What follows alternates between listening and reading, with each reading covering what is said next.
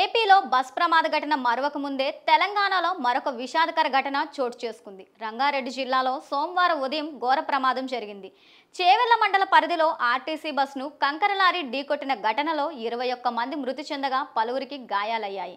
RTC bus 40 మంది ప్రయాణికులతో తాండూరు నుంచి హైదరాబాద్కు వెళ్తోంది. ఈ నేపథ్యంలోనే చేవెళ్ల మండలంలోని మీర్జాగూడ వద్ద ఎదురుగా అతివేగంతో వస్తున్న కంకర లారీ అదుపు తప్పి బస్సును బలంగా ఢీకొట్టింది. ప్రమాదంలో మొత్తం 21 మంది మృతి చెందినట్లుగా తెలుస్తోంది.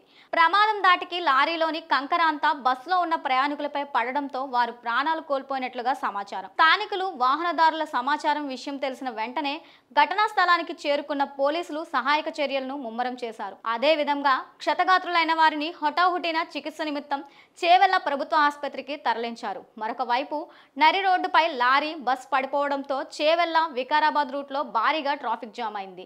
దీంతో వాహనదారులు రోడ్డుపైనే పడిగాపులు కాస్తున్నారు. పోలీసులు చేపట్టిన సహాయక చర్యల్లో అపశృతి చోటు చేసుకుంది. చేవెళ్ల సీఐ భూపాల్ శ్రీధర్ కాళ్లపైకి జేసీబీ ఎక్కింది. దీంతో తీవ్ర గాయాలైన ఆయన్ని చికిత్స నిమిత్తం చేవెళ్ల ప్రభుత్వ ఆసుపత్రికి తరలించారు. ప్రమాదంలో మృతుల సంఖ్య మరింత పెరిగే అవకాశం ఉంది. మరొక వైపు రోడ్డు ప్రమాద ఘటనపై ప్రధాని మోదీ తీవ్ర దిగ్భ్రాంతి వ్యక్తం చేశారు.